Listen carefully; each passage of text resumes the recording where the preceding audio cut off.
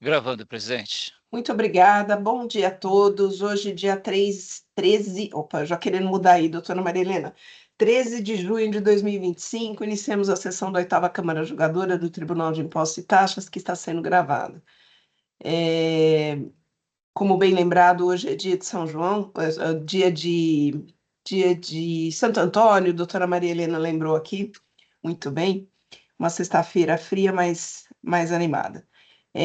Inicialmente, eu agradeço a presença do Dr. Sérgio Serafim e o Dr. Leandro. Vamos ver se eu consigo, doutora. Raduveschi. Raduveschi, é isso mesmo? Muito bem, não errei. Mais ou menos por aí, né, doutor? Agradeço a presença, o pedido de substituição que foi atendido pelos doutores. Registro também a presença aqui dos advogados para a realização de sustentações orais e acompanhamento dos julgamentos, doutora Gabriela Peliciotti, doutora Maria Elza Evangelista, doutor Ricardo Krakowiak, doutor Fábio Soares de Mello, doutora Ana Laura de Paula, e acho que eu vi o doutor Andrei por aqui. Deixa eu ver, será que vi? Eu acho que eu vi aqui, deixa eu ver. Eu estou representando ele, doutor Isabel. Muito Luiz bem. Felipe. Pronto, então eu achei aqui, eu vi o nome e não, eu estou vendo aqui o nome, não estou vendo, mas não tem a confirmação de sustentação oral. Enfim, estão todos aqui. Então, iniciando pelo processo 40.54347, Wireless, processo de relatoria da doutora Maria Helena, é um recurso ordinário. Está presente a doutora Maria Elza para fazer a sustentação oral. Doutora Maria Elza, bom dia. Doutora Maria Helena vai fazer uma breve apresentação do caso, depois é aberta a palavra para a senhora. Bom dia a todos, cumprimento os presentes na pessoa da nossa presidente. Esse processo da Wireless, ela trata são 7 infrações. As infrações são por falta de pagamento do imposto, ICMS, pela prestação de serviços de comunicação, Connect Line, Connect Link, e pela não transmissão dos arquivos digitais contendo a segunda via eletrônica das notas fiscais de comunicação, modelo 21, notas fiscais de serviço de telecomunicações, modelo 22, até o último dia do mês subsequente aos que deveriam ter sido escrituradas. A empresa ela foi notificada, acompanhada de... desculpa. A recorrente foi notificada, apresentou defesa, acompanhada de documentos, a autoridade autuante se manifestou, a decisão de primeira instância, ela manteve integralmente o auto de infração que ensejou a interposição de recurso ordinário. Inicialmente foi distribuído o recurso à 10ª Câmara, né, que obteve parcial provimento e ensejou a interposição de recurso especial. A Câmara Superior anulou a decisão e determinou o retorno para o novo julgamento. Os autos foram distribuídos, então, à primeira Câmara, que converteu o julgamento em diligência por conta de um pedido da recorrente de conexão com outro processo. Foi realizada a diligência, não foi deferida a conexão, e então o processo retornou para nós, para julgamento do novo julgamento do recurso ordinário. Em breve síntese, o resumo é esse, senhora presidente. Obrigada, doutora Maria Helena. Processo que teve um andamento extenso aí. Doutora Maria Elza, com a palavra. Bom dia a todos, relatora e demais jogadores. Serei breve, tentarei ser bem sucinta com relação à sustentação, até pelo tudo que consta dos autos e do tempo que já transcorreu e que já se discutiu vários recursos nesse processo. O que se debate nesse processo, obviamente, é se os serviços prestados pela recorrente, Connect Line, Connect Link, Connect Access, eles seriam serviços sujeitos ou conceituados como serviços de telecomunicação, ou se a natureza deles seriam serviços de valor adicionado, serviços intermediários, serviços adicionais. O que, obviamente, a empresa demonstra por tudo que está nos autos e por todas as características dos contratos, do tipo de serviço que ela pratica, é que esses seriam serviços de valor adicionado, serviços que se utilizam, inclusive, de rede de terceiros, para que ela efetivamente possa prestar o seu serviço. Então, o cliente que contrata esses serviços junto ao recorrente, ele tem que necessariamente contratar uma empresa de telefonia, uma Anatel, uma Vivo, claro, uma empresa que vai efetivamente prestar o serviço de telecomunicação. Um dos fundamentos que a Fazenda se utiliza nesse recurso é que entende que a comunicação por qualquer meio, inclusive no caso de SVA, é fato gerador de ICMS, não fazendo distinção entre atividade fim e atividade meio, o que vai de encontro, confronto com o que determina a Lei Geral de Comunicações, a LGT, bem como a própria resolução da Anatel, que determina, que trata no artigo 3º com relação a essa distinção. Aliás, nesse ponto, é importante frisar que a Anatel tem julgado favoravelmente a recorrente em outras situações. Ela chegou a analisar e fazer um relatório em 2011, no qual concluiu que os serviços prestados pela recorrente, eles não se caracterizam como serviços de telecomunicação, pois ela utiliza de telecomunicações de terceiros, não sendo ela responsável pela prestação de serviços de comunicações. Recentemente, inclusive agora em 2025, num julgamento que envolveu possível cobrança de FUST relativo ao ano de 2012, foi acolhida a impugnação exatamente por esses mesmos termos, a conclusão de que os serviços prestados pela recorrente não são serviços de telecomunicações, e sim serviços de valor adicionado não sujeitos à cobrança do FUST, no caso, tá? O que valeria efetivamente para a mesma regra do ICMS, né? Por que isso? Porque a regra matriz do ICMS, com base na Constituição, na Lei Geral de Telecomunicações e na própria Lei Complementar 87, ela trata que as atividades meio ou serviços complementares, eles não se incluem no campo de incidência do tributo, em respeito, inclusive, ao princípio da tipicidade fechada que envolve o tributo. Tá? Importante frisar que esta tem sido a linha de interpretação dos nossos tribunais superiores. O egrégio STJ já se manifestou sobre isso, inclusive com a edição da súmula 334, com o tema repetitivo 427, no qual ele trata, inclusive na súmula 334, é importante pensar, destacar, que ele trata de um ponto que é um ponto interessante de similaridade com o que consta dos nossos autos, porque a Fazenda vem a dizer que seja o serviço esporádico, contínuo, vai atrair a incidência.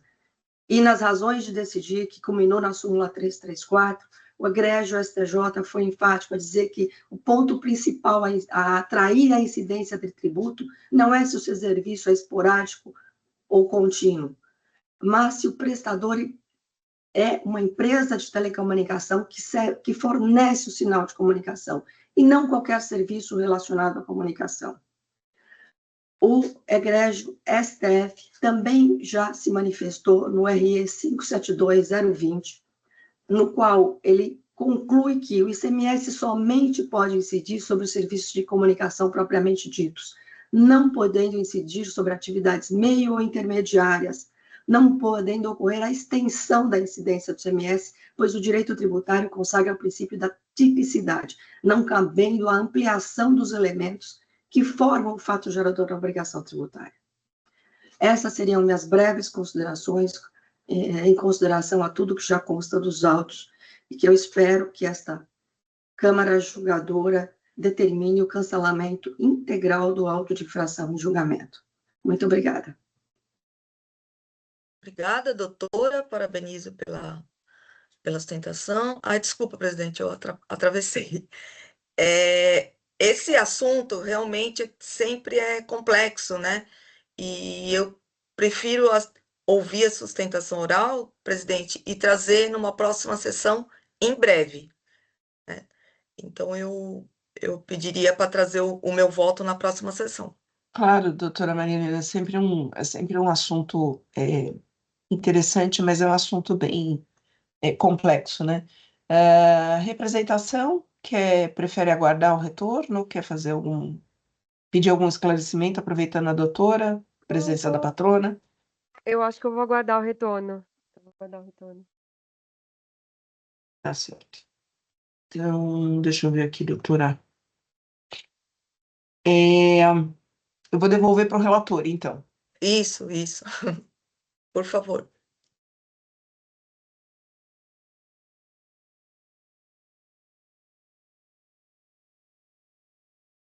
Só um minutinho que eu tô. Agora sim.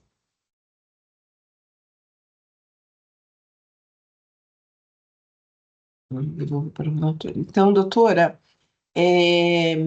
numa sessão futura que esse processo viesse a pautar, se a senhora quiser participar da sessão de julgamento, já sabe como proceder, tá bom? Correto. Muito obrigada e bom dia a todos. Eu que agradeço, doutora. Obrigada, bom dia. Bom, vamos lá.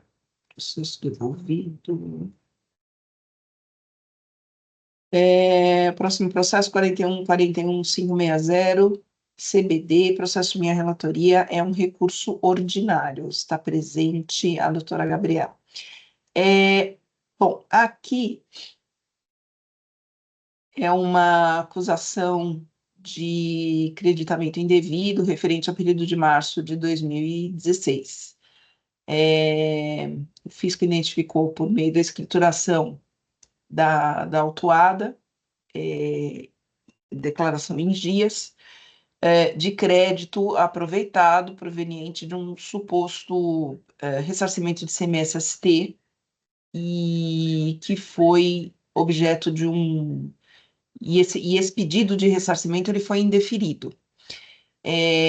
Por conta desse indeferimento, o contribuinte ele foi notificado a retificar as vias e proceder ao estorno do imposto, mas não efetuou e assim foi lavrado este auto de infração. Então, o contribuinte faz aqui uma série de alegações, dentre elas de que o fiscal teria presumido incorretamente que a origem desse crédito em dia seria apenas desse ressarcimento, e traz aqui mais alguns outros argumentos no recurso ordinário. Doutora, eu acho que é o que basta, porque já é um assunto conhecido. Então, eu passo a palavra para a doutora. Muito obrigada. Gostaria, primeiro, de desejar uma excelente manhã a todos, na pessoa da excelentíssima presidente aqui presente.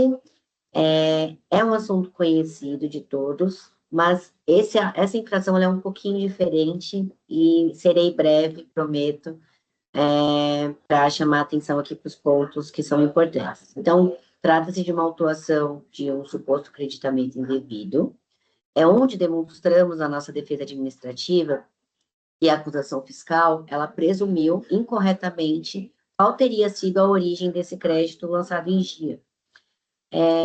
Houve um vício de nulidade quanto à origem do crédito, como será exposto daqui a pouco, e também o período, né, de origem do crédito e qual o tipo desse crédito. Esse crédito, ele tem origem num erro de metodologia na apuração do ressarcimento determinado pela portaria CAT, que foi reconhecido, inclusive, a partir de uma consulta formulada pelo contribuinte perante o Estado de São Paulo, que confirmou que o erro de metodologia do cálculo da portaria CAT 17 de 99, vigente à época do crédito, né, da origem do crédito, ele gerava um erro na metodologia do cálculo entre as alíquotas de entrada e saída, e por isso não era permitido, não era possível, né, existia um óbice por aproveitamento do crédito integral aqui da recorrente.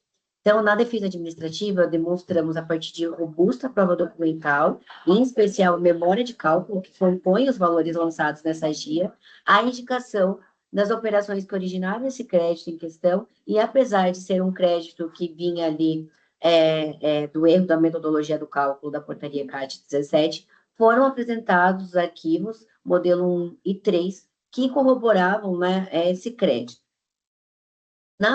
Quando foi a primeira vez julgado pela DTJ, foi mantida a autuação, e quando chegou aqui em segunda instância, o nosso recurso ordinário ele foi provido para declarar a nulidade da decisão de primeira instância, uma vez que, além de não reconhecer qual é a origem desse crédito, que não é a origem de um puro ressarcimento que foi indeferido, mas sim o erro da metodologia de cálculo que é originada, né, da própria portaria CAT 17 e reconhecido pelo Estado de São Paulo em consulta realizada em 2016 pela própria recorrente, como também não verificou que a origem do crédito não é da competência só de março de 2016, né? Esse crédito da origem de março de 2016 tem origem em outros 3 meses de 2015, que de novembro, dezembro e janeiro novembro e dezembro de 2015 e janeiro de 2016, que créditos remanescentes compuseram o crédito de maio de 2016, que deram origem à GIA aqui da autuação.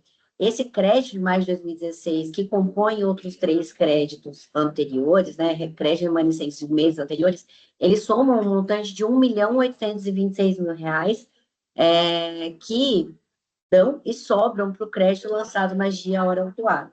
Por causa disso, o nosso recurso ordinário ele foi provido para retornar esses autos aqui para a primeira instância, em DTJ, né? E, na verdade, para a autoridade autuante se manifestar sobre que, não, de novo, não se debruçou sobre os arquivos e a origem verdadeira do crédito, e, mais uma vez, a DTJ manteve de forma genérica a autuação, e hoje apresentamos o nosso recurso ordinário, que agora está sob julgamento, no entanto, sem mais uma vez esses arquivos terem sido analisados. Então, rogamos aqui pelo provimento do recurso ordinário, tendo em vista que esse crédito é bom e ele é válido, há uma consulta promovida pela própria recorrente, em que reconhece que essa diferença de alíquota não é calculada pela metodologia de cálculo da portaria CAT, que esse crédito é bom, inclusive esse tipo de crédito já foi validado diversas vezes aqui no TIT, e, além disso, caso isso não seja possível, caso não seja o recurso ordinário provido, que ao menos seja, de novo, convertido o julgamento em diligência, para que, finalmente, a autoridade autuante, de verdade, se debruce sobre esses arquivos que deram origem ao crédito e validem aqui o crédito lançado em GIA. Muito obrigada. Doutora, de fato, é um processo que escapa. Ele tem umas nuances aqui diferentes. Doutora, tal como a doutora Maria Helena, eu estava aguardando aqui a realização da sustentação oral. Eu não vou proferir o voto hoje, mas é um caso bem interessante. Representação, quer fazer alguma Não, pergunta, aproveitando a presença da patrona? eu vou aguardar. Eu não entendi qual que é a diferença desse processo para os demais que que a análise de ressarcimento é competência da delegacia. Qual que é, assim, por que o tribunal deveria analisar esse caso? Porque existe uma clara vedação de competência, né, dentro da lei do contencioso. Então, não entendi a peculiaridade desse processo, qual que é a diferença para os outros, por que o tribunal deveria analisar esse pedido de ressarcimento que foi indeferido já na parte administrativa. Eu acho que não é bem isso que a doutora, não é bem o pedido, a análise do pedido de ressarcimento, que a doutora está, pelo que eu entendi, né, doutora, me corrija. Pelo que eu entendi, o que consta aqui desse auto de infração não são aqueles créditos tomados são que outros forem créditos. indeferidos, não é isso, doutora? É isso? Assim, o que acontece? Na verdade, foi indeferido a partir de um pedido de ressarcimento, sim, só que a origem não é do crédito puro de ressarcimento. Ele veio depois, posterior, é um crédito remanescente, né? Ele é antigo, ele é um crédito antigo, que ele foi gerado a partir do reconhecimento que a própria metodologia da CAT 17 não conseguia enxergar esse crédito. É um erro de metodologia. Se a alíquota, por exemplo, era de entrada 12 e a saída foi a 18, ele não consegue reconhecer esse erro essa diferença de alíquota. E por causa disso, não conseguia tomar o crédito inteiro. Então ficava um remanescente que a gente não conseguia tomar esse crédito. E aí, a única forma que a gente tinha de pedir esse crédito perante o Estado de São Paulo era apresentando um requerimento, que é muito parecido com o normal de ressarcimento, perante a secretaria, igual os outros, com o modelo 1, modelo 3, e isso não foi analisado pela secretaria. E, assim, independente do indeferimento, temos também diversas decisões, indeferimento do pedido de ressarcimento que foi feito por meio de um formulário da CAT 17, uma vez que há autuação fabulosa desse crédito, o TID teria que se debruçar aqui sobre o crédito que ele está autuando, ainda mais se não foi analisado esses arquivos, devidamente a origem, o período de origem e o tipo de crédito, que é reconhecido como válido pela própria Secretaria da Fazenda no Estado de São Paulo. Doutora, então eu vou olhar eu vou olhar bem essa origem, porque, como disse, a representação, de fato, se já foi analisado, se já houve um pedido de ressarcimento e são os mesmos créditos, aí realmente nós vamos ter um problema de competência. Eu tinha entendido que não eram os mesmos, até porque tem um período aí, parece que é distinto daqueles que foram analisados lá no pedido de ressarcimento. Mas eu vou dar uma olhada, doutora. Vou estudar bem esse processo para trazer aí uma análise mais apurada, viu, doutora Maria Cláudia? Aí a gente discute numa próxima sessão, tá bom? Deixa eu só fazer a devolução desse processo para mim.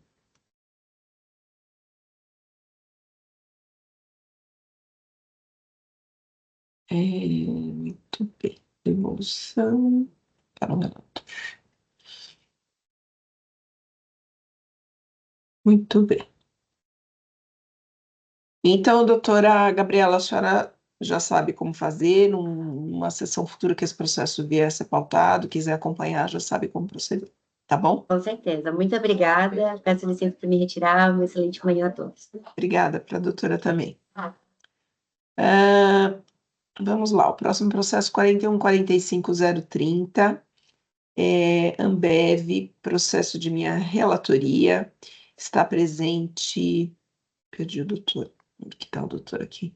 Doutor Ricardo está presente, pronto, achei que está na outra página, doutor.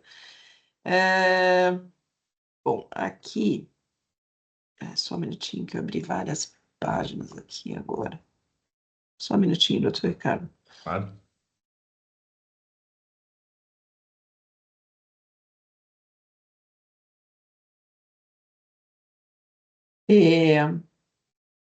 Aqui também é uma acusação de crédito indevido, aqui do período de 2016 a 2017, fevereiro de 2016 a fevereiro de 2017, relativos aos documentos fiscais emitidos entre janeiro e dezembro de 2016, pelo estabelecimento Pepsi Cola, localizado no estado do Amazonas, na saída do produto concentrado, com destaque do imposto a maior que o devido em razão da utilização de base de cálculo superior à correta. O fisco diz que tem documentos que comprovam as acusações. De acordo com a fiscalização, a emitente atribuiu ao produto um valor superior ao real, com o objetivo de inflar benefícios fiscais existentes na Zona Franca de Manaus, obter vantagem indevida a si e ou a terceiros, sendo que o excedente era posteriormente restituído ao adquirente, empresa Ambev, titular do estabelecimento autuado, e reembolso de despesas de publicidade. O fisco afirma aqui que existe que está comprovada essa supervalorização, e que o autuado não teria apresentado elementos suficientes para afastar essas acusações.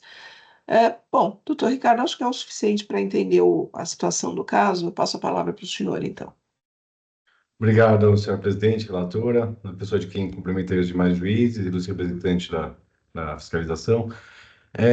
Senhor presidente, o caso é um caso bastante singular. Nós estamos falando de fato de uma acusação fiscal de que teria havido um planejamento tributário abusivo para comprar esses concentrados para a produção de refrigerantes da marca Pepsi, e a Ambev estaria pagando um valor excessivo por esse concentrado que ela adquire e teria feito depois teria recebido a devolução desse excesso de preço por meio de reembolso de despesas de marketing, né? A acusação ela veio originada, e a fiscalização diz isso com todas as letras, de autuações fiscais realizadas na esfera federal, onde teria havido também essa mesma acusação de sobrepreço.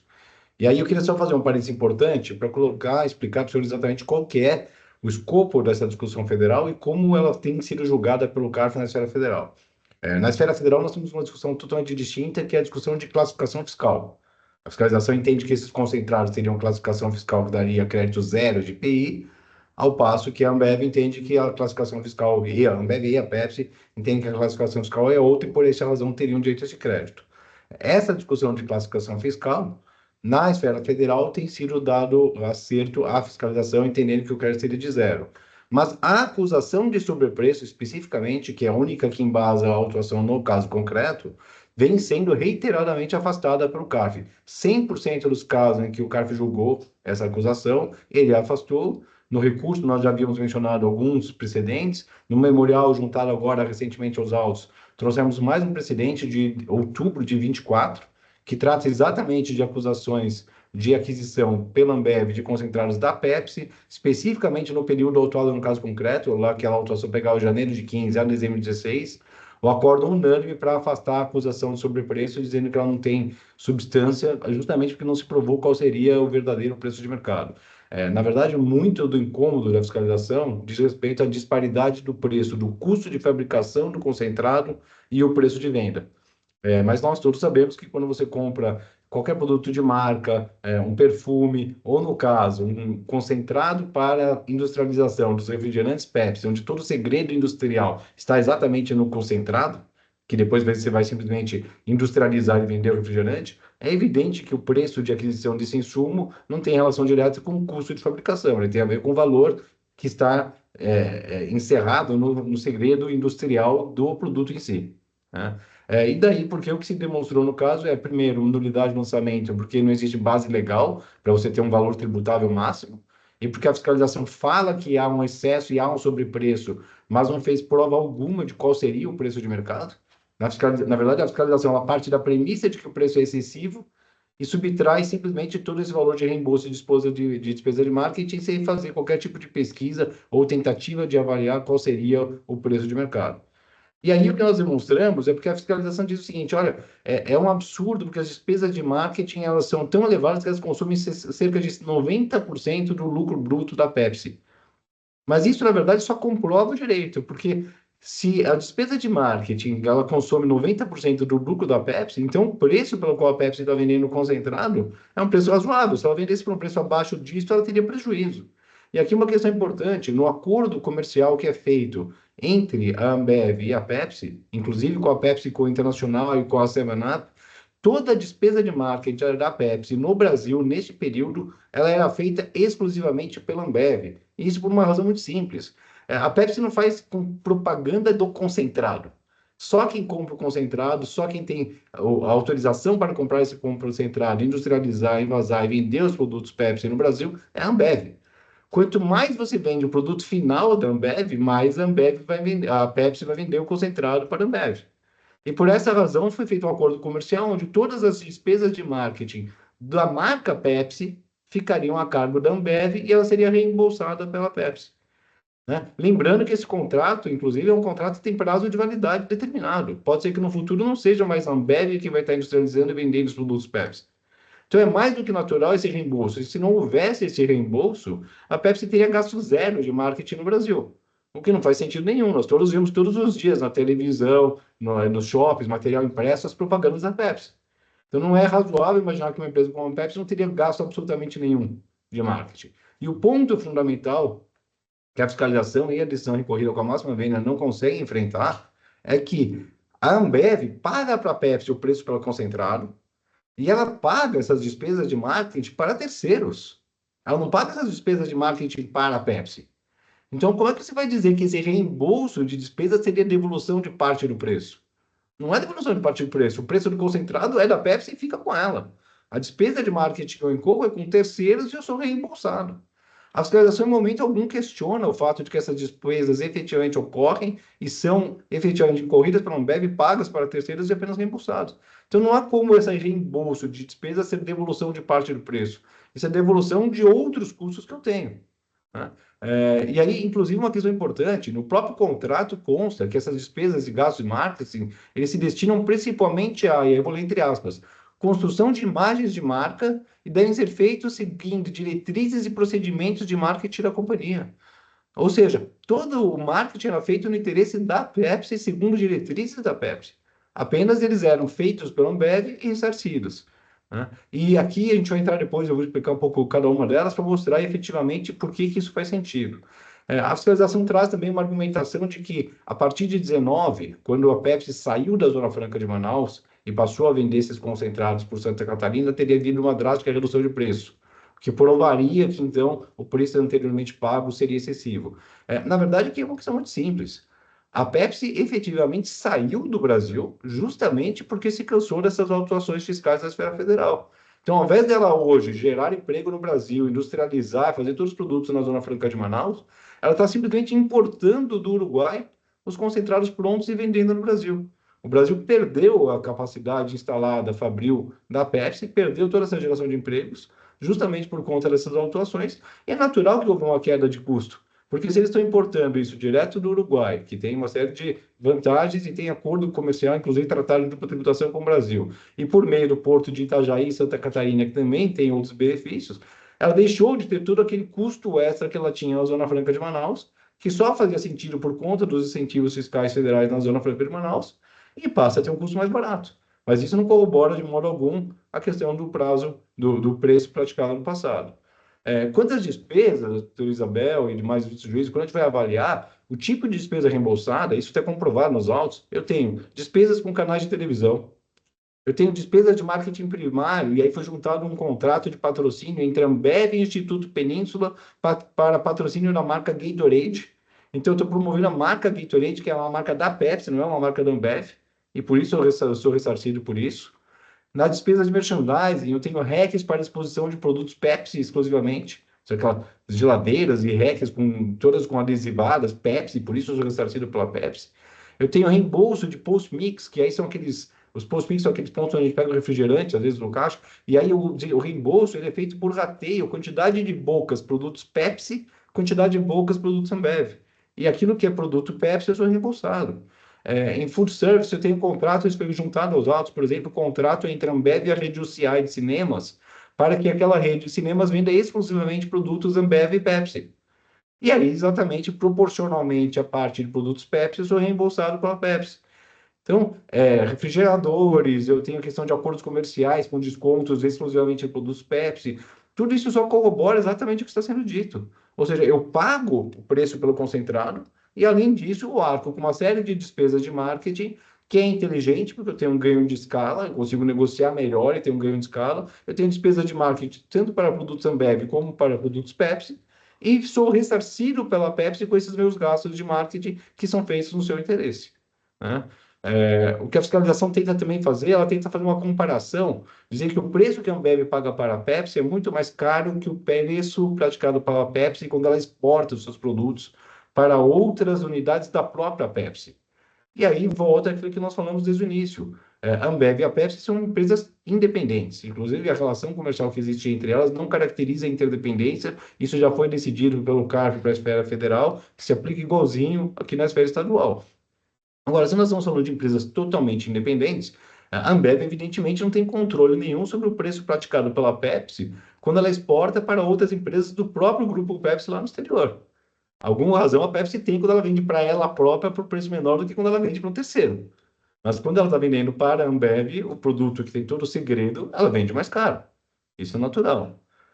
Agora, uma questão muito importante é que, embora o ônus da prova de que esse preço pago pela Ambev e a Pepsi fosse acima do valor de mercado, seja claramente o ônus da fiscalização, E aí é curioso que a delegacia vem o tempo todo dizendo: o contribuinte não provou que o preço que ele paga é o preço de mercado. Quem tem que provar que o preço pago por um terceiro não relacionado é um preço acima do valor de mercado é a fiscalização. Mas, embora o ônus da prova fosse dela, o que nós fizemos?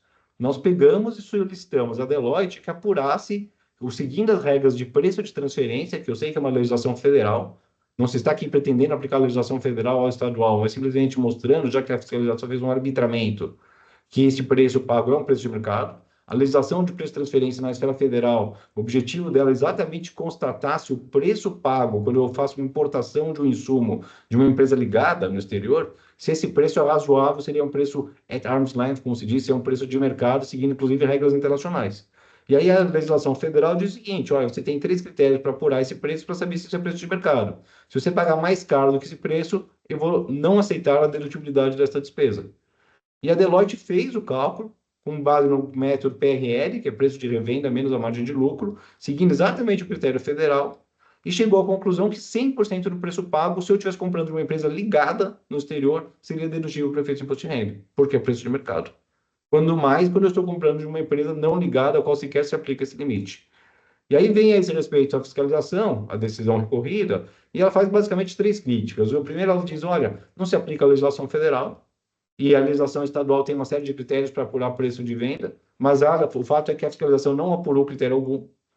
Diz a fiscalização que não poderia ser calculado o preço de venda, o preço de mercado na aquisição com base no preço de venda da própria Ambev, mas isso nós explicamos que é um dos métodos específicos de preço de transferência, inclusive no exterior, tem carta da Deloitte explicando isso, e critica a margem de lucro, porque de fato na esfera federal a legislação tinha uma margem de lucro fixa de 20%, e diz a decisão recorrida que deveria ter sido usado o IVA mediana, que prevê 57%. Pois bem, nós solicitamos então a Deloitte que pegasse exatamente o cálculo dela de preço de transferência, usando a margem de lucro do IVA mediano de 57%.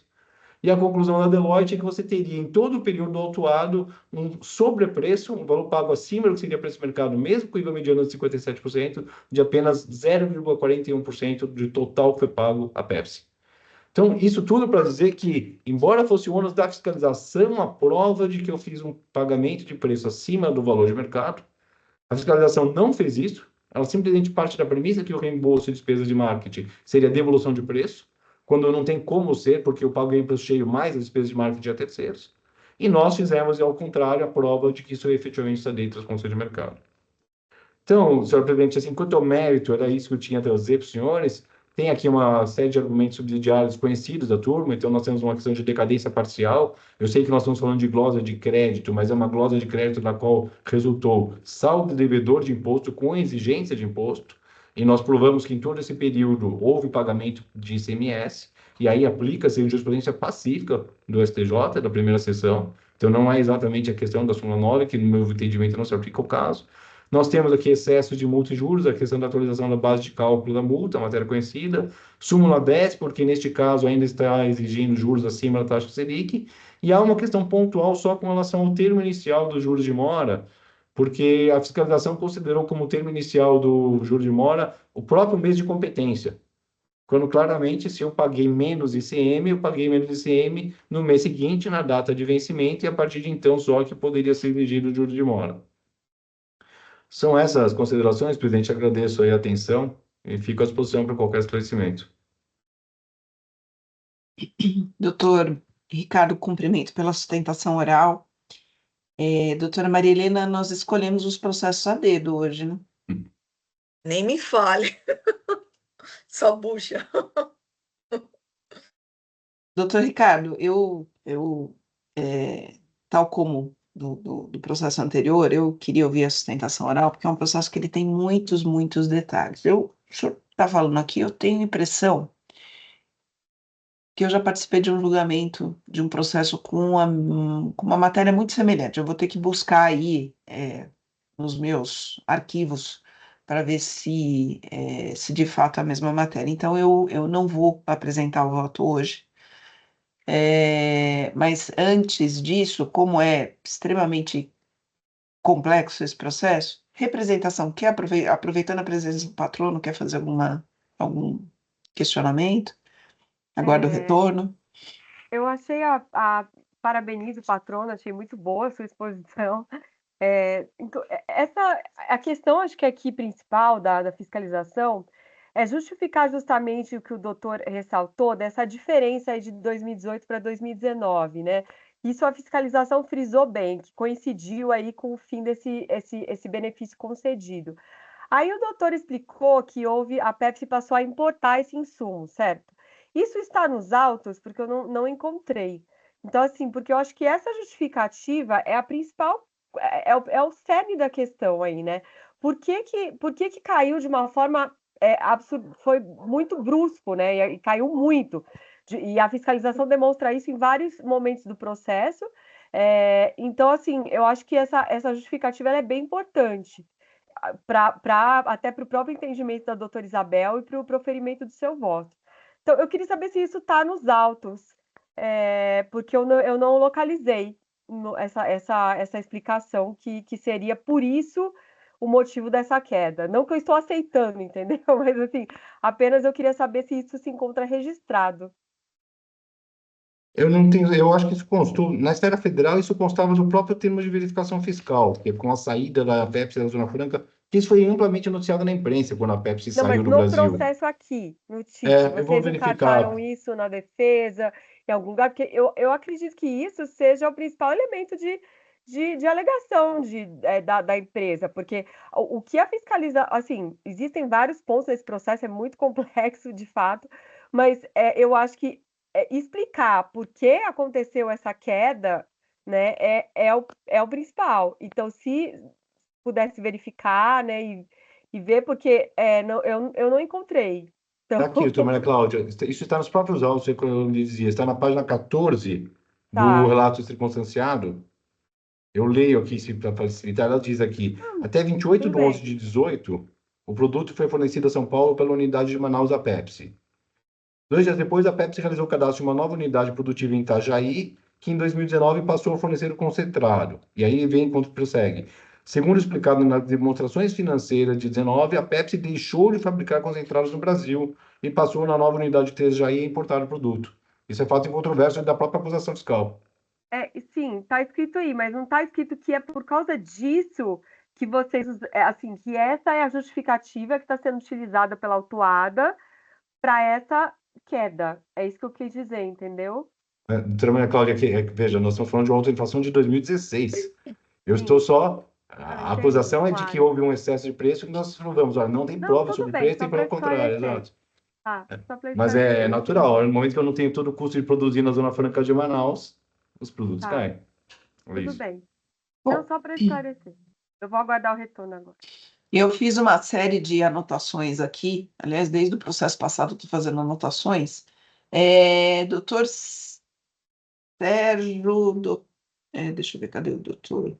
E doutor Leandro, aproveitando a presença do patrono, querem fazer algum questionamento? Não, doutor, a exposição me parece que foi bastante clara, né? Isso vem complementar aquilo que está nos autos e me parece que não há nenhuma, pelo menos nesse momento, não há nada que eu possa complementar de pergunta ou questionamento. Obrigada, doutor Sérgio. Eu faço ao doutor Sérgio as minhas palavras. Estou satisfeito com a. Obrigada, doutor Desculpa, eu Leandro. não consegui ouvir o doutor Leandro. Não sei se estava vindo fazer alguma pergunta. Não, ele Não, falou que ele faz das palavras dele as palavras do doutor Sérgio. Tá ótimo, obrigado. Doutora Marilena? Desculpa, estava fechado aqui. Não, para mim tá tranquilo, né? Processo complicado, mas tá claro. Parabenizo o doutor Ricardo pela sustentação oral, sempre muito esclarecedora, mas não tenho nada não, senhora presidente. Tá certo, muito obrigada. Então, doutor Ricardo, numa próxima sessão que esse processo vier a ser pautado, se o senhor quiser acompanhar o julgamento, já sabe como proceder, tá Tá bom? ótimo. Eu vou Obrigado, estudar bom aqui trabalho a todos. todas as anotações que eu fiz desse processo, Obrigado aí pela tá bom? atenção. Boa semana. Obrigada para o senhor também. Vamos lá, deixa eu fechar. Deixa eu devolver para mim primeiro.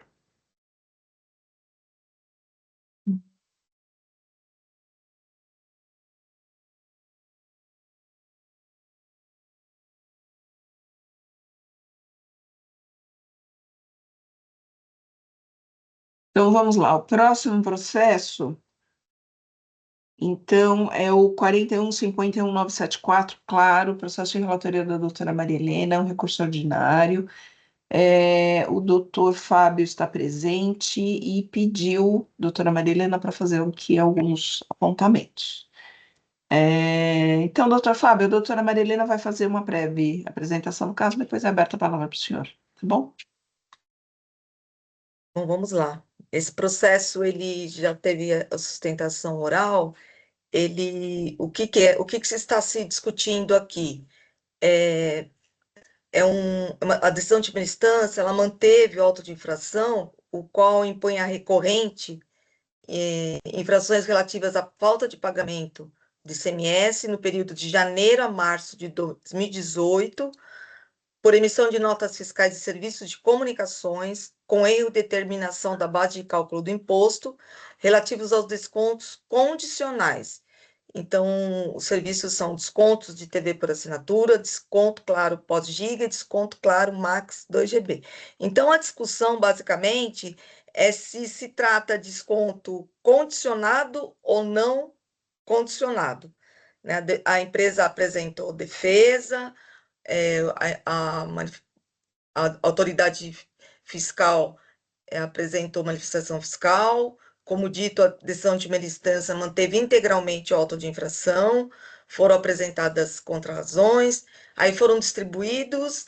Numa outra sessão, eu ouvi a sustentação oral do doutor Fábio, e hoje eu trouxe o meu voto. É um processo muito extenso, são várias folhas, e é isso. Acho que basicamente é isso, senhora presidente. Muito obrigada, doutora Maria Helena. Doutor Fábio, com a palavra. Ilustre juíza presidente, ilustre juíza relatora, demais juízes componentes da 8ª Câmara, senhora representante fiscal, demais advogados, advogadas. Eu vou procurar ser bem breve, até porque não é sustentação oral. Eu agradeço a possibilidade de prestar esclarecimentos e o faço justamente, como antecipei a juíza presidente, em razão do lapso temporal da data da sustentação oral, que passaram 9 meses, eu acho que é o período de gestação do voto. Quer dizer, o voto eu sei que foi proferido bem antes, talvez a gestação da inclusão em pauta pela administração, secretaria do Tite, mas especialmente por conta dessa significativa alteração na composição da Câmara pela composição dos nobres juízes representantes fazendários. Não vou tratar aqui da natureza jurídica dos descontos, se condicionais, se incondicionais. Acho que na oportunidade de sustentação oral já tive a colocação no sentido de que se tratam aqui de descontos que são caracterizados como incondicionais, à luz da jurisprudência do Tite e da própria súmula 457 do STJ, mas me parece aqui importante, até para tentar aquecer um pouco a nossa sessão nessa sexta-feira tão fria, né? Ainda que depois doutor Ricardo Krakowiak, o brilhantismo que lhe é peculiar, já ter esquentado a sessão, eu queria ponderar aqui só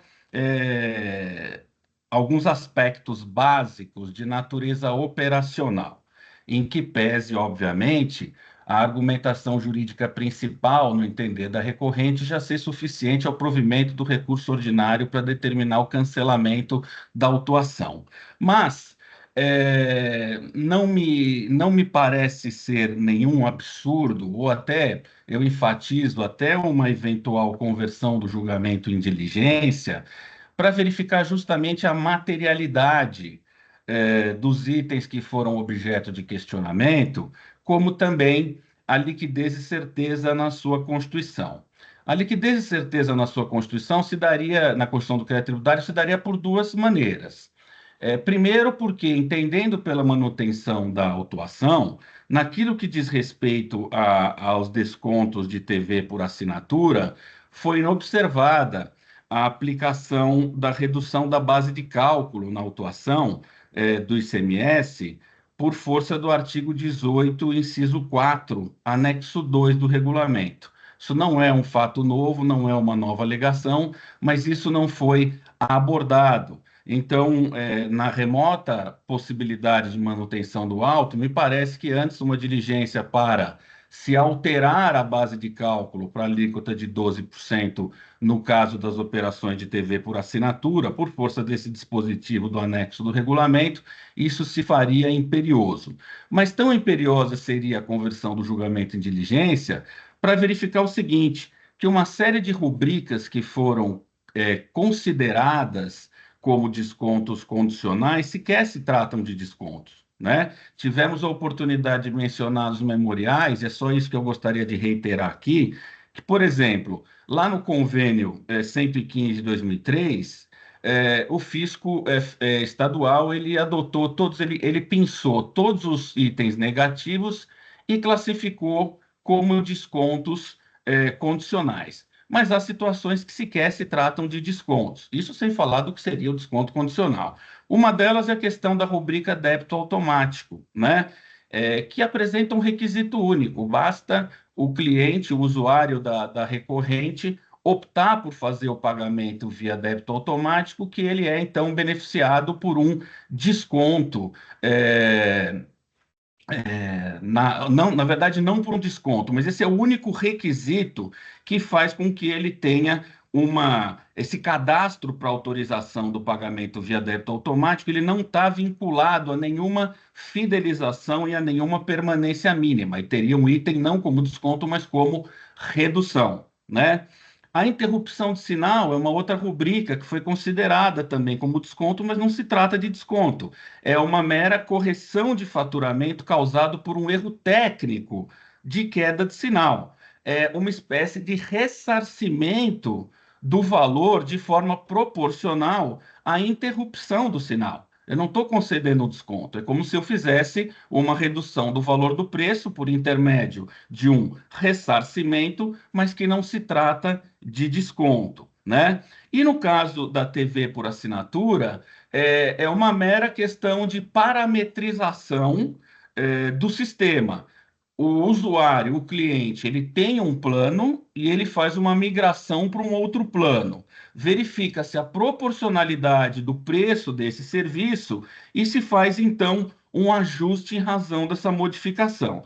Todos esses itens, eles são apontados como itens negativos no convênio ICMS 115 de 2003 e que o fisco elegeu classificá-los como descontos de natureza incondicional. Então, essas eram condicionais. Então, essas eram as considerações adicionais que eu gostaria de fazer, reiterando que seja dado provimento integral ao recurso ordinário, ou, não sei até se melhor do que isso, a própria conversão do julgamento em diligência, e eu tive a oportunidade de encaminhar alguns, memoriais, para todos os juízes componentes, aí como houve alteração da composição, os juízes representantes fazendários acabaram não recebendo, mas não há nenhum prejuízo nisso na medida em que esses memoriais estão nos autos.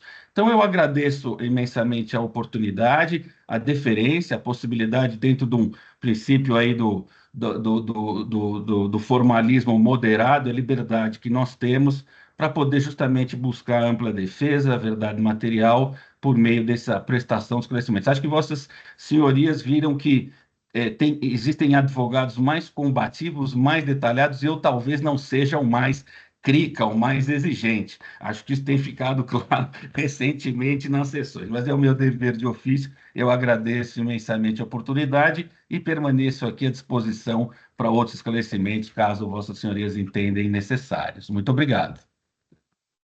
Doutor Fábio, cumprimento pela sustentação oral e pela objetividade. Eu devolvo a palavra para a doutora Maria Helena. Eu também cumprimento o doutor Fábio pelos esclarecimentos, né, objetividade, mas eu vou entrar no mérito, tá? Então, eu vou diretamente no meu voto. Eu não vou ler os argumentos do recurso, eu vou diretamente ao voto, né? Inicialmente, não há que se falar em nulidade, pois o lançamento está regular em observância aos ditames do artigo 142 CTN, tanto que a recorrente apresentou defesa e recurso, ou seja, defendeu-se regularmente, impugnando o auto de infração. Exatamente por essa razão, procede a argumentação referente à falta de observância dos princípios contraditórios pela defesa devido ao processo legal. Por decorrência, e subsistente argumentação no sentido que o auto de infração se fundamenta no artigo 5º da Portaria CAT 7903, mas da sua leitura não é possível relacionar a infração supostamente cometida. Pelas mesmas razões, não merece acolhimento a alegação de que não há indicação na peça acusatória dos incisos e alíneas do extenso artigo 87 do regulamento, que foram ofendidos. O referido dispositivo, conforme bem decidiu o julgador de primeira instância, estabelece os procedimentos que o contribuinte no regime periódico de apuração deve seguir para a apuração das operações ou prestações no livro registro de saídas, no livro registro de entradas e no livro registro de apuração do CMS. Logo, admitindo-se, como consta da auto-infração, que houve redução do valor do imposto devido na apuração mensal, por meio de lançamento incorreto em face de erro na determinação da base de cálculo na emissão das notas fiscais, houve violação às disposições do referido artigo, visto que a apuração das prestações dos livros fiscais se deu, no entendimento do fisco, de forma incorreta. E, por fim, também deve ser afastada a alegação de falta de comprovação de que o lançamento passou pela Comissão de Controle de Qualidade prevista na Portaria CAT 115/2014. De fato, o controle corresponde a procedimento interno da Secretaria da Fazenda, sendo a referida portaria a norma dirigida às autoridades responsáveis pela abertura do auto de infração. Não existe na referida portaria qualquer previsão de que haja participação do contribuinte nesse processo, tampouco acerca da necessidade de o auto de infração seja acompanhado de comprovação de realização prévia de procedimento, como prova de sua regularidade e validade. Esse é, inclusive, o entendimento pacificado neste tribunal. Já no tocante ao mérito, eu entendo que razão assiste à recorrente, pois, contrariamente ao entendimento fazendário, trata-se, de fato, de desconto incondicional e não condicional. A discussão é antiga e conhecida, tanto neste tribunal quanto no judiciário. O desconto adquirido pelos adquirentes consumidores, no caso da recorrente, é concedido no exato momento da contratação do plano, não restando subordinação a qualquer situação futura incerta. No entendimento da autoridade fazendária, a inserção dos valores negativos na nota fiscal revela repercussão tributária do desconto, classificando-o, por conseguinte, como condicional. Contudo, a situação é efetivamente inversa, pois, conforme consolidada a jurisprudência, o valor do desconto estar destacado no próprio cupom fiscal torna inquestionável seu caráter incondicional. Ainda que tenha sido juntada por amostragem, a documentação acostada comprova que os descontos acordados no momento da contratação da aquisição da mercadoria são refletidos nas notas fiscais, independentemente de qualquer evento posterior.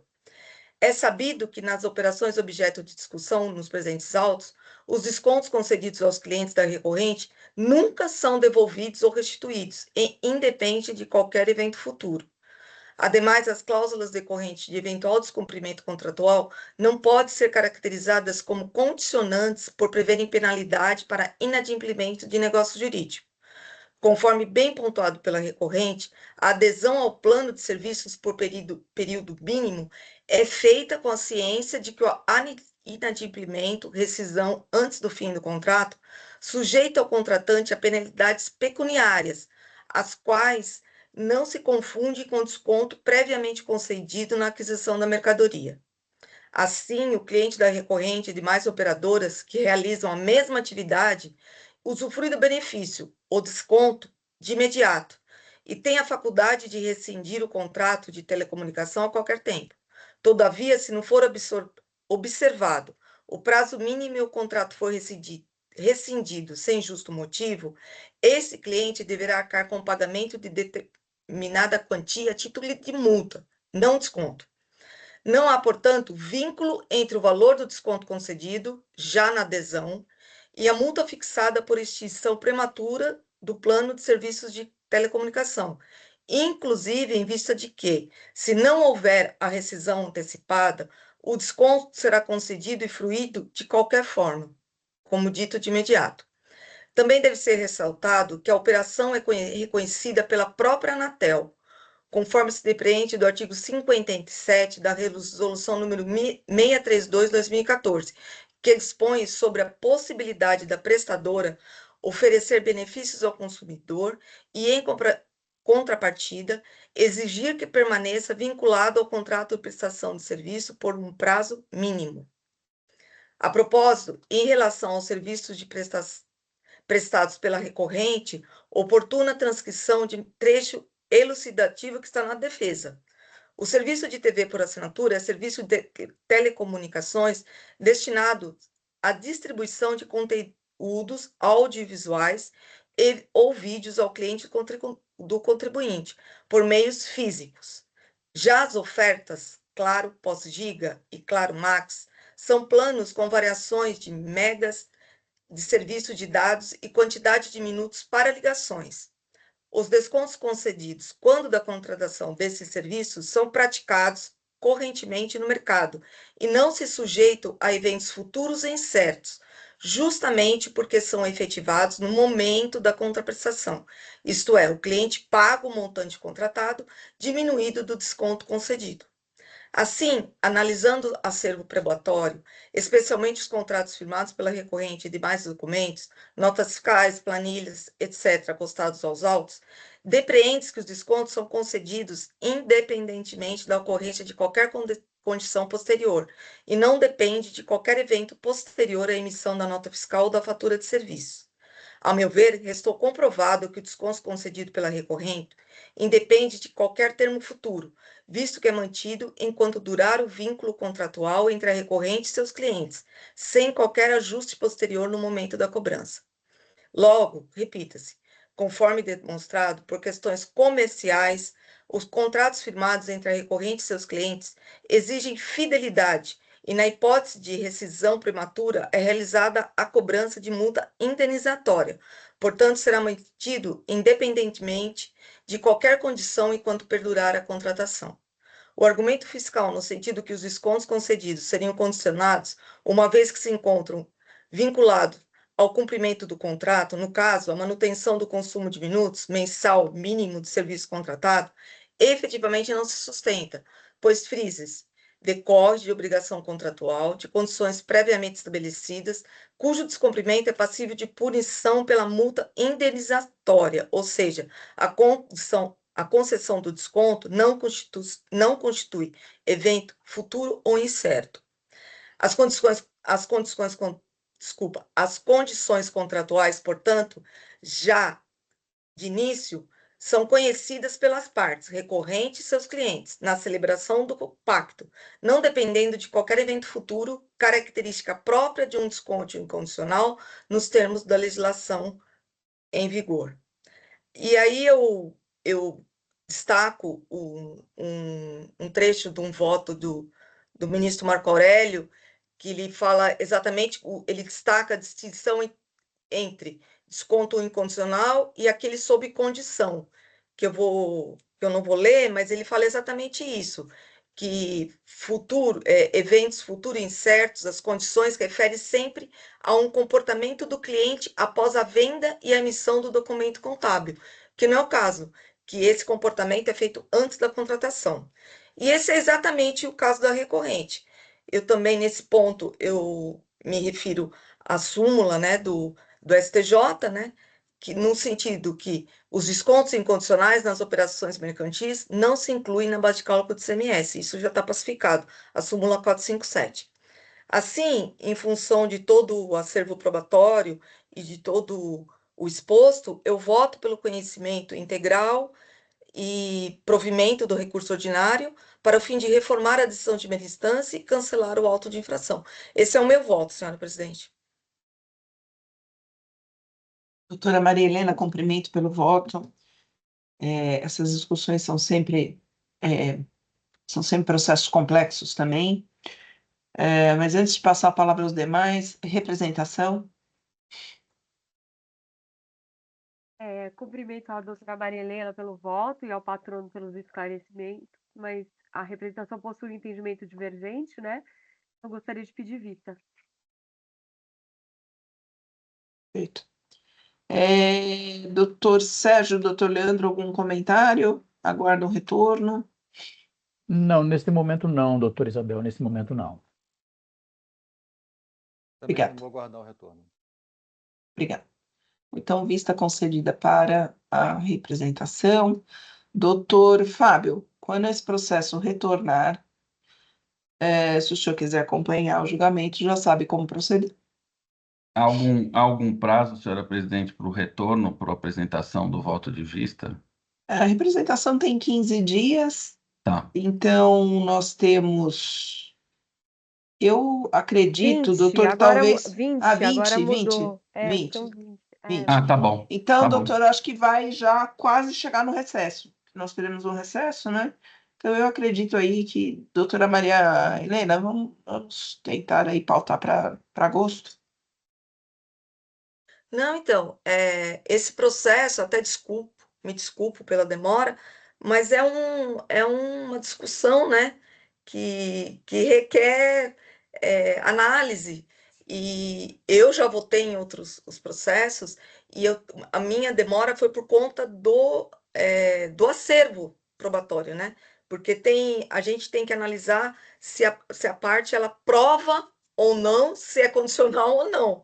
A gente tem conhecimento no mercado desse tipo de serviço, mas há processo, inclusive eu já votei diferente em outras gestões, mas é que a gente tem que levar em conta a prova. E eu acho que nesse caso está bem amarradinho, está aprovado, tá destacado. Então, por conta disso que eu votei dessa forma, senhora presidente. E assim que voltar, já tem voto, assim que voltar a doutora Maria Cláudia retornar, a gente já volta. Tá. Da minha parte. Então, doutor Fábio, se for antes do recesso, fique atento, senão aí vamos tentar Ótimo. pautar em agosto no máximo, tá bom?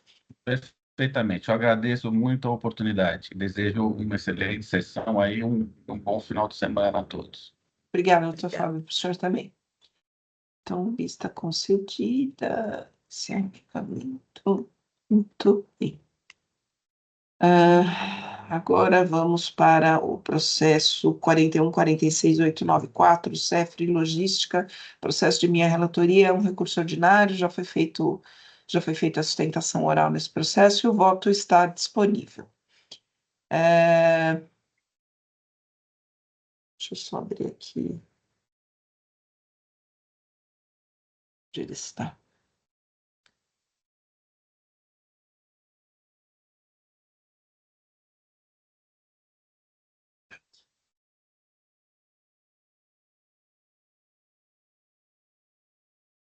Bom.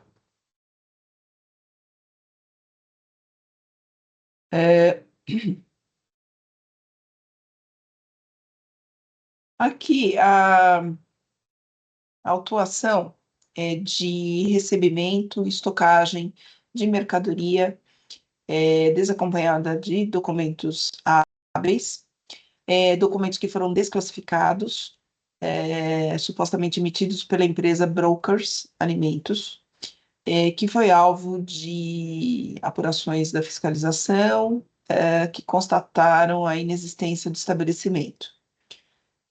O contribuinte foi notificado a apresentar documentos e comprovar a realização das operações e a boa-fé, mas esses documentos foram considerados insuficientes para essa demonstração, razão pela qual foi lavrado o presente auto. Então, inicialmente, indo lá no voto, eu entendo que esse processo está apto para ser julgado, foram cumpridos todos os requisitos aqui do artigo 142, foram preenchidos, foram atendidos aqui o princípio da ampla defesa, contraditório e o devido processo legal.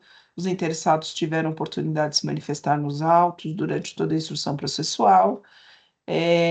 Portanto, eu entendo que não existem máculas aqui no processo que impeçam o julgamento. A autuada é acusada de receber e estocar mercadorias desacompanhadas, é o item 8 de documentação fiscal hábil emitidas supostamente pela Brokers Alimentos, que após apurações realizadas pelo fisco foram declarados inidôneos em razão da simulação de existência do estabelecimento. PCN está lá nas folhas 6579.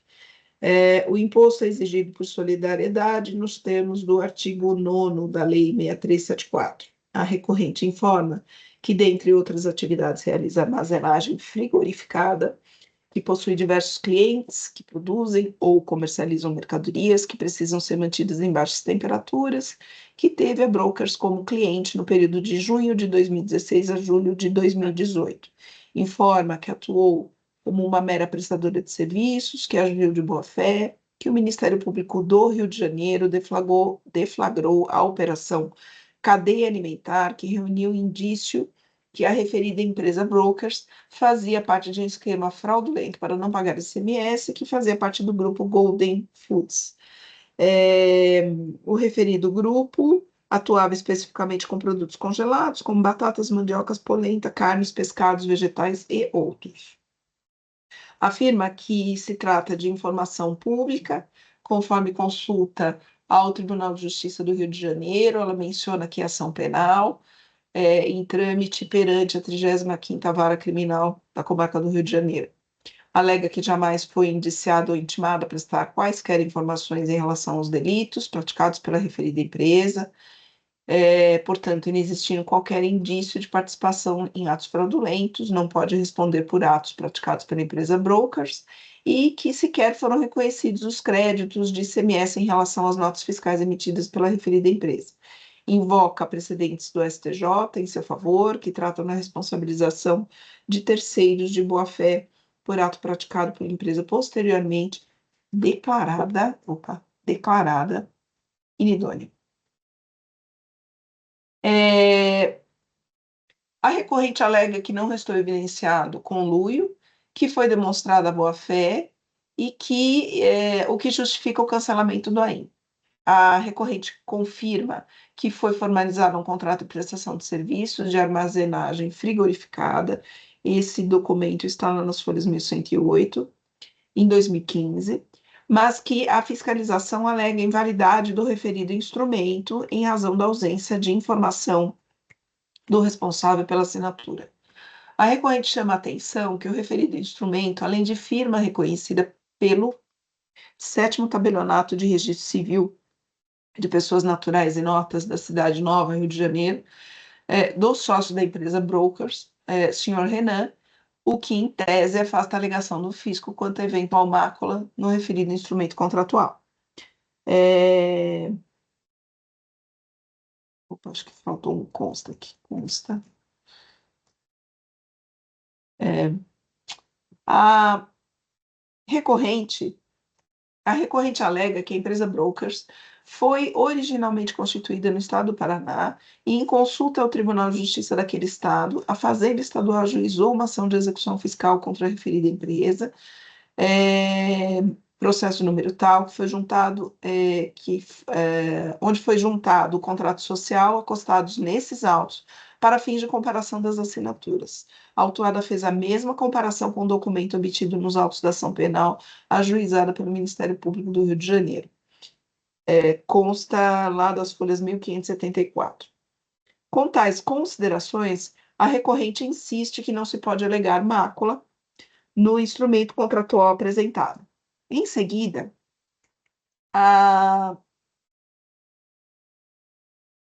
alega ausência de invalidade do contrato. Em seguida, alega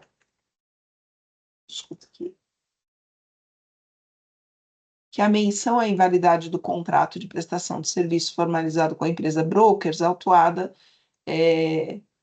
afirma que a ação ajuizada de rescisão contratual acumulado com pedido de tutela de urgência distribuída na 2ª Vara de Mairim, que processo número tal, em razão do inadimplemento das obrigações. Só abrindo um parênteses aqui, o contribuinte, a recorrente, ela trouxe aqui várias peças desta ação, que era uma ação de cobrança, em que havia o inadimplemento aqui da prestação de seus serviços, objetivando aqui comprovar que, de fato, ela era uma terceira de boa-fé.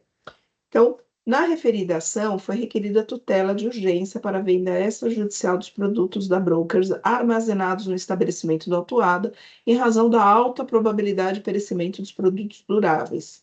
Tal medida se deu, de acordo com a autuada, em razão da notificação extrajudicial promovida pela autuada, noticiando a rescisão contratual quando tomou conhecimento do cancelamento das inscrições estaduais da Brokers.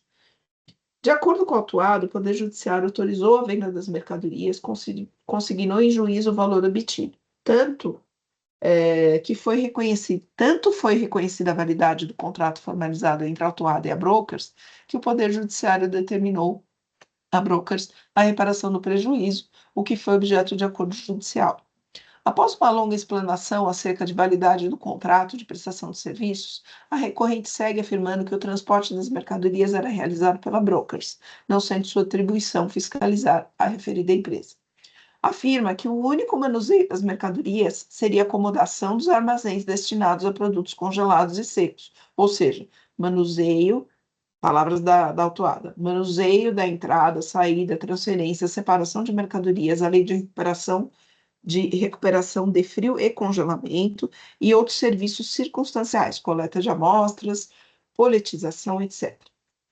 Que apenas realizou os serviços para os quais foi contratado, mantendo comunicação por e-mail com a Brokers, colacionando na peça de apelo recortes de mensagens eletrônicas, onde se verifica o nome de destinatários com domínio da Brokers Alimentos, Golden Foods, o que não foi observado pela fiscalização e pela decisão recorrida. Evidente que o esforço realizado pela autuada para demonstrar a realização das operações e infirmar a ação fiscal.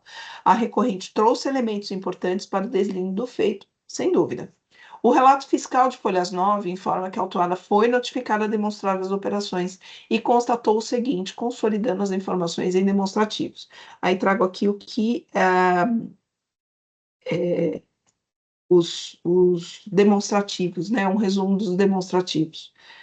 Demonstrativos de notas fiscais inábeis, documentos aqui, notas fiscais que não foram localizadas, contendo listagem de notas fiscais para as quais, por exemplo, no item... colou um item aqui, o item B está junto com o item A. Resumo dos valores,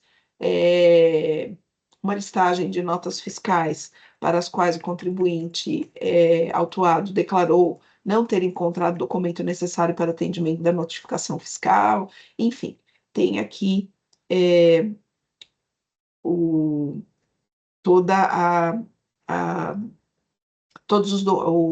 a separação, a discriminação dos documentos que foram apresentados aqui para comprovar as acusações. O fisco considera que não foi demonstrada a boa-fé da autuada e que, relativamente ao item 6 da notificação fiscal, a autuada não forneceu documentos hábeis a comprovar com segurança a cobrança e a quitação das operações de armazenagem das mercadorias, correlacionando os valores cobrados de armazenagem às notas fiscais inidôneas, de forma a permitir identificar com segurança a origem da cobrança e o responsável por eventuais pagamentos e quitações. O fisco atesta que não houve creditamento do imposto. Isso é incontroverso. Encontro na manifestação fiscal de folhas 4638 seguintes que a recorrente foi notificada a apresentar documentação hábil a demonstrar a boa-fé relativamente às operações descritas na inicial, mas que esta não logrou êxito na apresentação realizada. O fisco insiste que a autuada não apresentou processo de descarga e conferência para demonstrar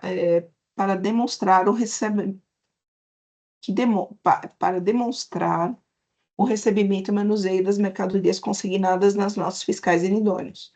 Isso está lá no demonstrativo. Além disso, o fisco aduz que, relativamente ao anexo 2, foram encontradas inconsistências entre as notas fiscais inidôneas da Brokers e o processo de descarga e conferência elaborados e apresentados pela SEPRE, que impedem sua vinculação e aceitação. Por fim, a manifestação fiscal destaca que o contribuinte não logrou estabelecer o vínculo com as mercadorias listadas nas notas fiscais inidôneas à cobrança por serviço de armazenagem. Expressamente, o fisco aduz que houve interesse comum nas operações supostamente realizadas pela brokers, o que permite a exigência de valores relativos ao ICMS por solidariedade. O fisco insiste que a documentação foi incompleta e, não obstante o extenso conjunto probatório apresentado, pois entende que não é possível, palavras da fiscalização, fazer qualquer conexão entre as entradas de mercadorias listadas nas notas fiscais idôneas e os valores de serviços de armazenagem constantes nas notas fiscais emitidas por CEP. E, por consequência, muito menos com os eventuais valores apresentados em extratos bancários e registros contábeis do autuado. Para o fisco, o PDC não localizados e PDC não apresentados sequer foram objeto de defesa. Para a decisão recorrida, a autuada deve demonstrar a efetividade das operações conforme a jurisprudência desse tribunal, passando a analisar a boa-fé alegada. A decisão recorrida considerou que o autuado apresentou apenas o contrato de prestação de serviços de armazenagem frigorificada frigorificada no que se refere às tratativas comerciais. Ao analisar os documentos, verificou que no campo de assinatura destinado à autuada havia reconhecimento de firmas, mas sem exibição dos carimbos de cartório respectivo. No campo destinado a brokers, não havia identificação da pessoa que assinou a exibição do reconhecimento de firma. Dessa forma, foi considerado que o instrumento contratual não possui requisitos mínimos para ser aceito. Volto às folhas 1108 e encontro em todas as páginas do instrumento contratual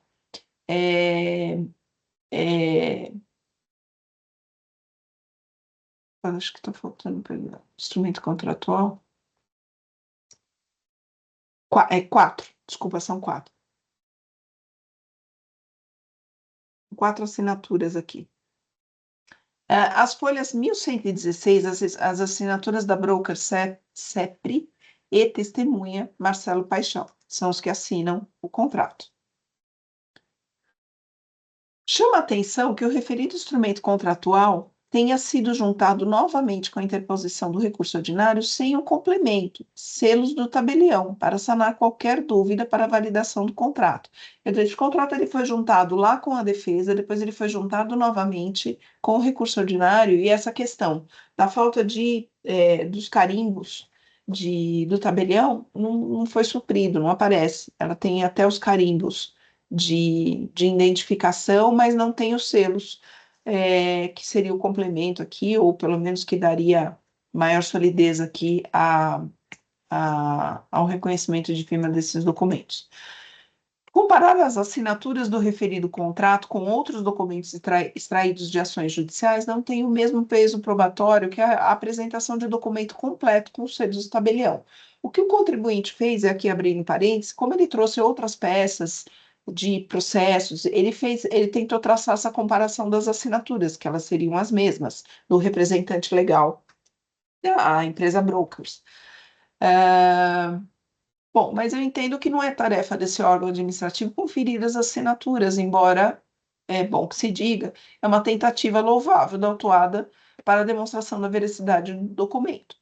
E, não obstante, talvez não seja a melhor técnica formalizar um contrato sem identificação dos representantes legais, e é bom que se diga isso também, porque não tem identificação nem da CEPRI, nem da Brokers, no contrato, apenas esse detalhe não é suficiente para demonstrar ou afastar as acusações. A decisão recorrida entendeu que não foram apresentados outros documentos que comprovassem as tratativas comerciais e entendeu prejudicado tal requisito. A recorrente rebate afirmando que apresentou provas suficientes da sua inocência. Noto que alguns documentos estão ilegíveis, menciono aqui o número de páginas. Outros poderiam ser considerados como tratativas comerciais, também menciono aqui algumas páginas, caso tivessem sido apresentados de forma completa, ou seja, demais mensagens trocadas para melhor compreensão do negócio jurídico.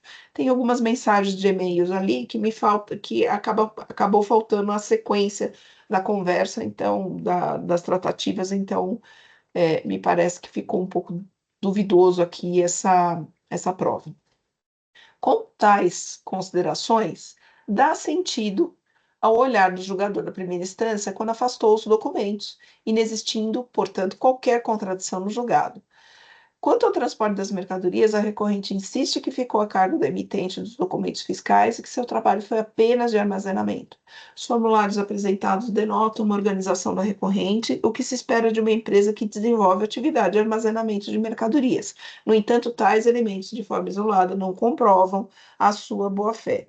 E, não obstante a empresa Brokers, à época das operações, ostentasse uma certa regularidade perante os órgãos de fiscalização, considerando que emitia notas fiscais eletrônicas e eventuais consultas exibiriam que a empresa estaria em condições de regularidade para exercer suas atividades comerciais. O fato que a jurisprudência desse tribunal tem julgados reiterados que a apuração de irregularidade alcança todo o período indicado no ato administrativo, inclusive com efeitos retroativos, pois, se assim não fossem, os atos maculados poderiam ser convalidados em razão do decurso de prazo compreendido entre a declaração de inidoneidade e as diligências fiscais. Quanto à comprovação do pagamento, muito embora a recorrente tenha apresentado extratos bancários, controle fiscal e financeiro, o fato é que não houve o devido cotejamento entre o ingresso dos recursos financeiros e as operações constantes do AIM.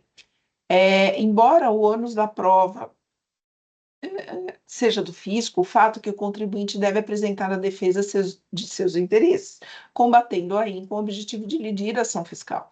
Portanto, o confronto de informações, nota fiscal, faturamento, extrato, registros fiscais e financeiros, seria importantíssimo para afastar o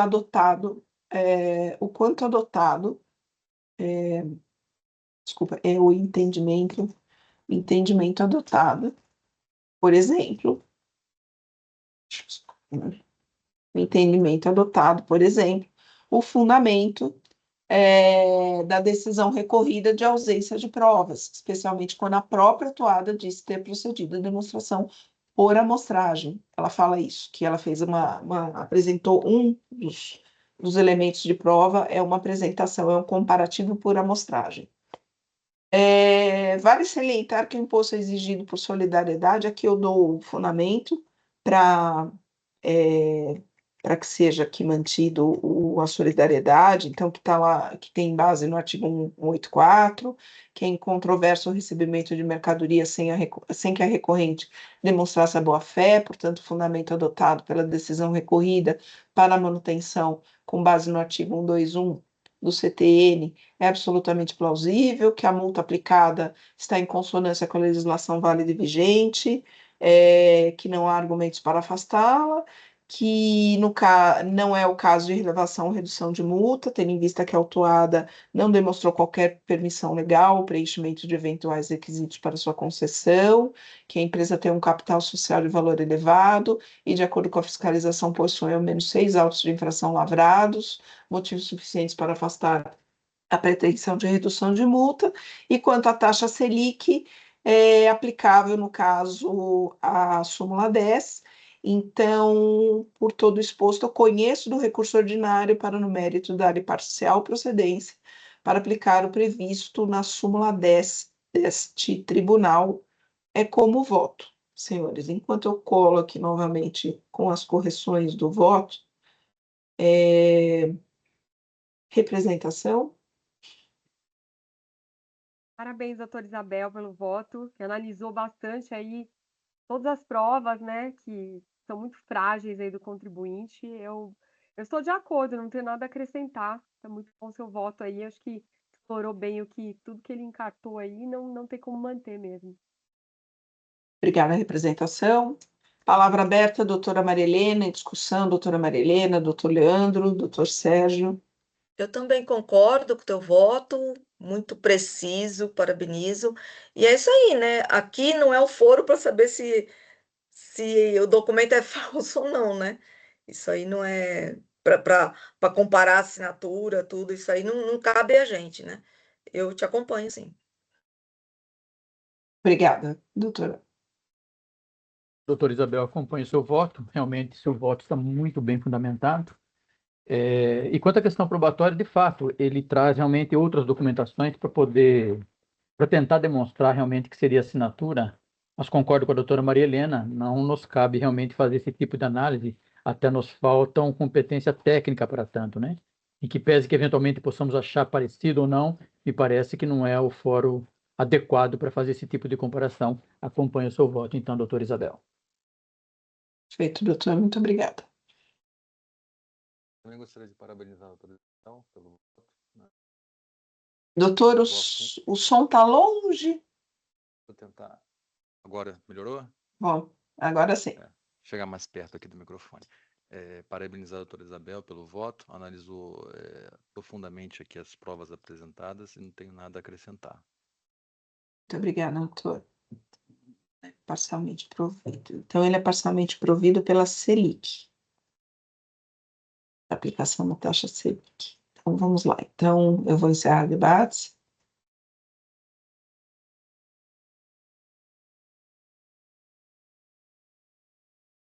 Quórum.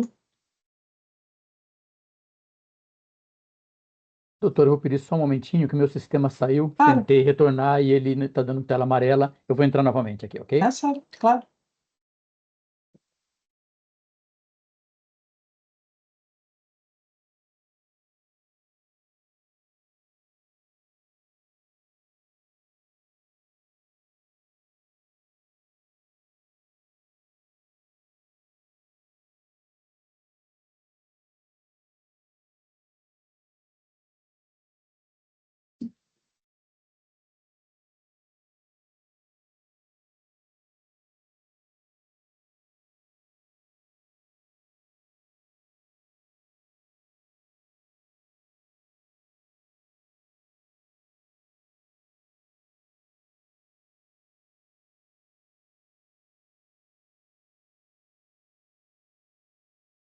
Ok, doutora Isabel.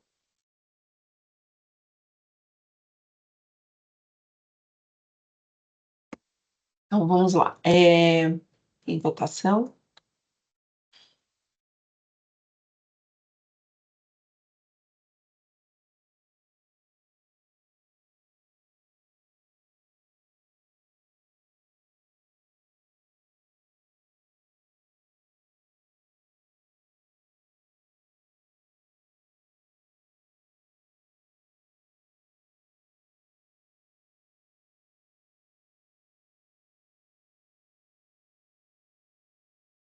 Guardando só o doutor Sérgio.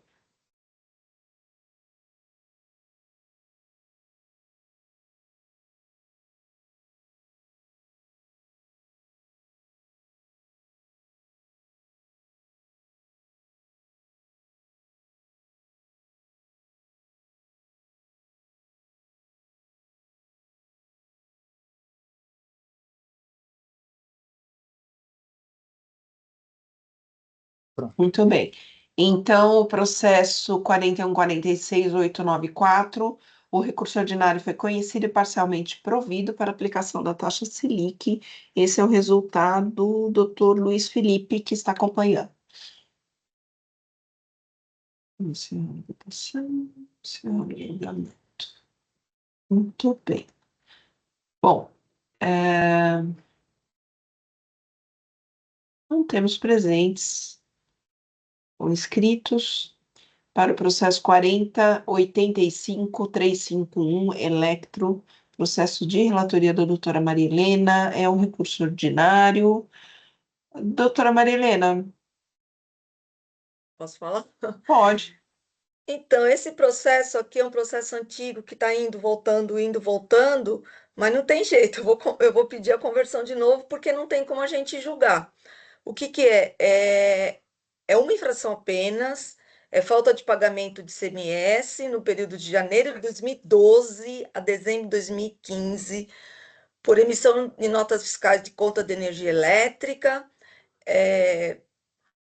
referente a operações tributadas com erro de determinação da base de cálculo, na qual foi excluído o valor da diferença entre demanda contratada e demanda medida. É aquela tese, né, que já foi decidida pelo STF, então a empresa impugnou, houve a manutenção do auto, foi distribuído a 11ª Câmara, que determinou a conversão em diligência. Por quê? Porque a empresa tem discussão judicial, e foi determinada a conversão em diligência para a PGE, para que fosse para que fossem trazidas cópias, né, das medidas judiciais ajuizadas e informado eventual trânsito em julgado.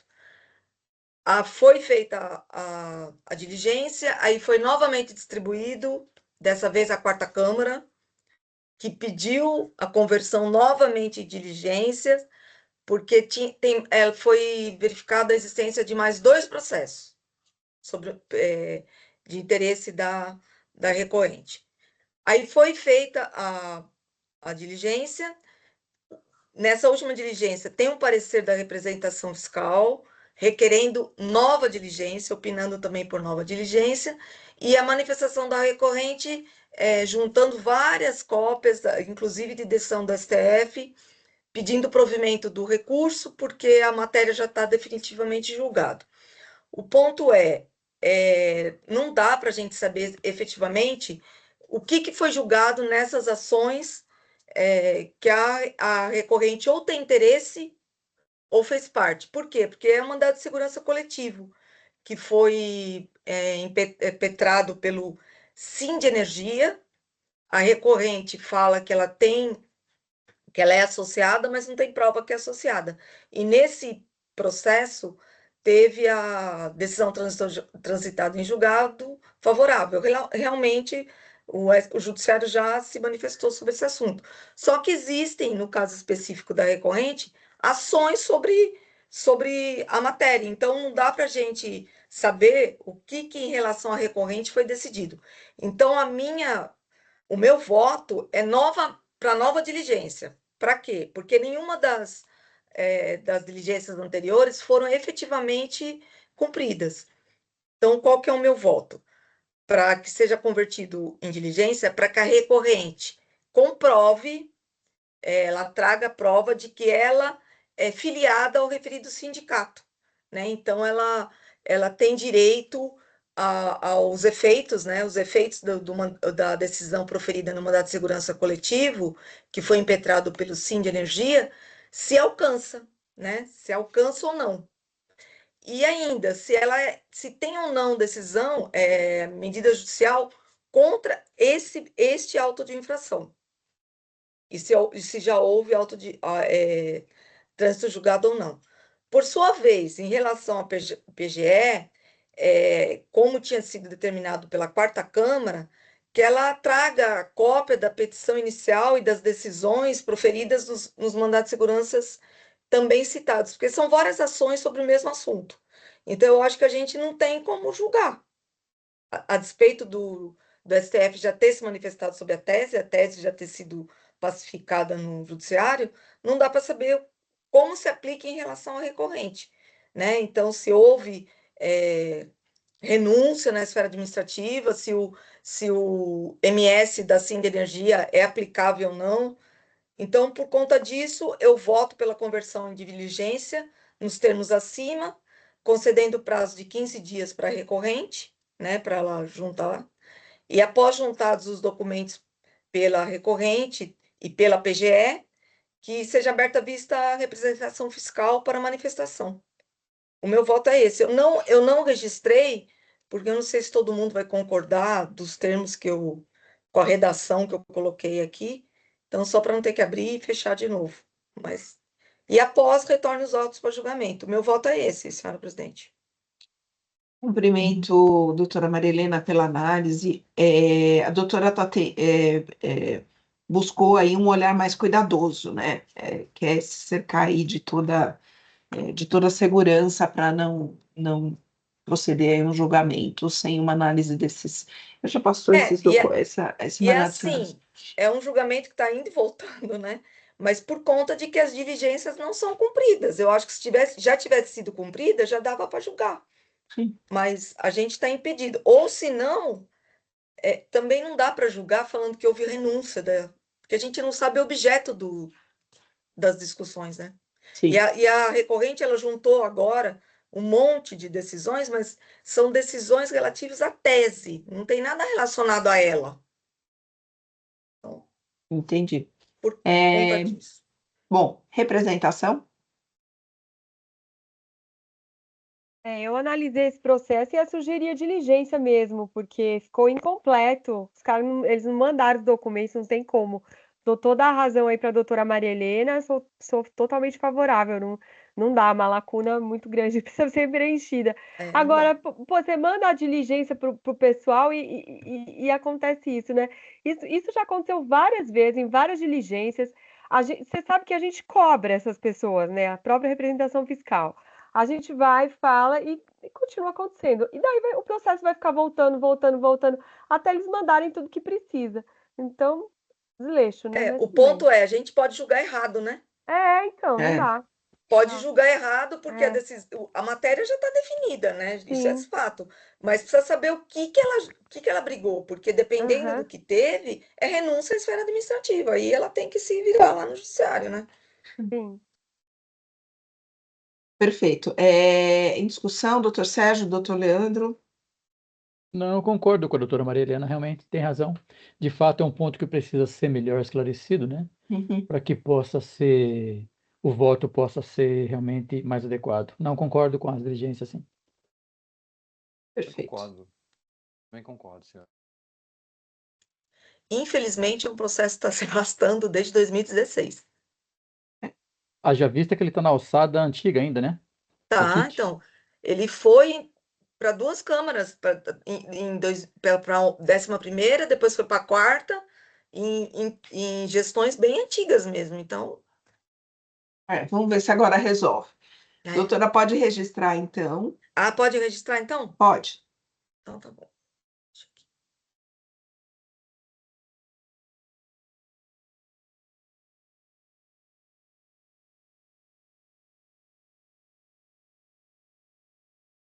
Eu vou encerrar debate. Fórum.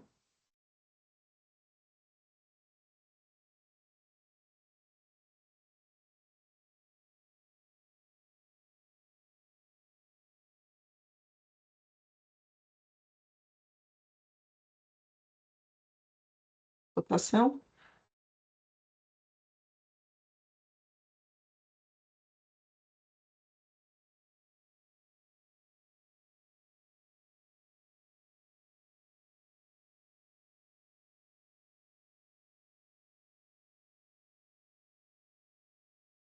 Muito bem, então o processo 485351, o julgamento foi convertido em diligência nos termos do voto da doutora Maria Helena. Então, encerrar o julgamento. Muito bem. Pauta concluída. Deixa eu ver aqui. Pauta concluída. Muito bem, então agradeço novamente a presença do Dr. Sérgio, do Dr. Leandro, que atendeu aí os pedidos de substituição. Os senhores viram que hoje tivemos aqui discussões muito interessantes, são processos que são bem complexos. Agradeço aí o empenho e dedicação de todos e peço a gentileza, então, para encerrar a gravação.